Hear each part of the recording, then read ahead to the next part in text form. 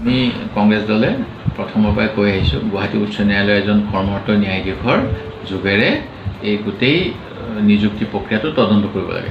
মই আনকি দাবী উত্থাপন কৰিছোঁ যোৱা চাৰি বছৰত যিখিনি নিয়োগ প্ৰক্ৰিয়া হ'ল সেই নিয়োগ প্ৰক্ৰিয়াৰো এই হাইকোৰ্টৰ ন্যায়াধীশে তদন্ত কৰিব লাগে।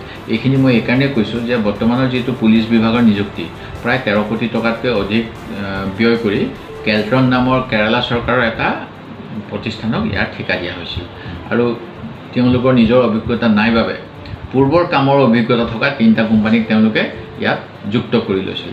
আপুনি শুনি আচৰিত হ'ব এই 3টা কোম্পানী হ'ল এমেনটেক, অক্ষয় টেলিকমিউনিকেশ্যন আৰু গ্লুম। আৰু এই 3টা কোম্পানীয়ে আগতে অসমত কাম কৰিছিল, তাৰ অভিজ্ঞতা অতি তিক্ত অসমৰ ৰাইজৰ বাবে। কাৰণ APDCLৰ নিযুক্তি খেলি মেলি আছিল, গ্ৰাম উন্নয়ন আৰু পঞ্চায়ত বিভাগৰ নিযুক্তি খেলি মেলি আছিল, জলসিঞ্চন বিভাগৰ খেলি মেলি আছিল। এইখিনি কাম কোনে কৰিছিল আপোনালোকে যদি চায় তেতিয়া দেখিব এইখিনি হয় অক্ষয়, নহয় এমেনটেক, নহয় ব্লুমে কৰিছিলে। এতিয়া তেওঁলোকক লগত লৈ এই নিযুক্তি প্ৰক্ৰিয়াটো SI কেলেংকাৰী হ'ল আৰু এই ক্ষেত্ৰত সেই গতিকে এজন যদি উচ্চ ন্যায়ালয়ৰ ন্যায়াধীশে কৰে তেতিয়াহ'লেহে প্ৰকৃত সত্য ওলাব। এতিয়া চৰকাৰে গোটেই তদন্ত প্ৰক্ৰিয়াটো পুলিচৰ CID বা পুলিচৰ যি স্পেচিয়েল টাস্ক ফ'ৰ্চ বা যিয়ে কৰিছে এটা দিশত ঢাল খাব বিচাৰিছে যে এজন অৱসৰপ্ৰাপ্ত IPS অফিচাৰ, এজন কৰ্মৰত আৰক্ষী অধীক্ষক তেওঁলোকে টকা পইচা দি পেলাই কিছুমান লেনদেন কৰিলে। প্ৰকৃততে গোটেই প্ৰক্ৰিয়াটোত এই 3টা সাক্ষী গোপাল কৰিহে লোৱা হৈছিল। গোটেই কামখিনি ভিতৰুৱাকৈ পুলিচ ৰিক্ৰুটমেণ্ট বৰ্ডৰ যোগেদিয়ে কৰা হৈছে যদি এগ্ৰিমেণ্ট চোৱা যায়, আপুনি কেলট্ৰনৰ এগ্ৰিমেণ্টত লিখা আছে। আৰু সেই গতিকে আৰু অধিক জেৰা কৰা দৰকাৰ পুলিচ ৰিক্ৰুটমেণ্ট বৰ্ডৰ চেয়াৰমেনক।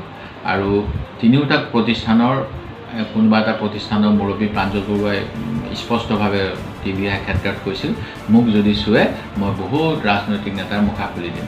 সেই গতিকে তদন্ত প্ৰক্ৰিয়াটোত মই পূৰ্বৰ পৰা কৈ আহিছোঁ যে কিছু দালালসকলৰ যোগেদি অৰ্থৰ বিনিময়ত চাকৰি ব্যৱস্থা কৰা হৈছিল আৰু কিছু চাকৰি এই বিশেষ ৰাজনৈতিক দলটোৰ নীতি আদৰ্শত বিশ্বাসীসকলৰ বাবে তেওঁলোকৰ যিসকল পৃষ্ঠপোষক তেওঁলোকৰ নীতি আদৰ্শত যিসকলে বিশ্বাস কৰে তেওঁলোকৰ বাবে নিযুক্তি কনফাৰ্ম কৰা হৈছিল। সেই গতিকে সেই নিযুক্তিখিনি যাতে ৰাইজৰ চকুৰ পৰা আঁতৰত থাকে সেই গতিকে অকল টকা পইচাৰ লেনদেন কৰি পেলাই চাকৰি দিব খোজাসকলৰ পিছত পুলিচ তদন্তটো লাগি গৈছে। সেই গতিকে উচ্চ ন্যায়ালয়ৰ ন্যায়াধীশৰ যোগেদি তদন্ত কৰিলেহে গোটেই প্ৰক্ৰিয়াটোত মুখ্যমন্ত্ৰী মহোদয়ে ক'বৰ দৰে দুৰ্নীতিৰ আমি উদঙাবলৈ সক্ষম হ'ম, আমি স্বচ্ছতা পাম, শূন্য সহনশীলতা পাম আৰু এটা দুৰ্নীতিমুক্ত প্ৰশাসন ব্যৱস্থা পাম।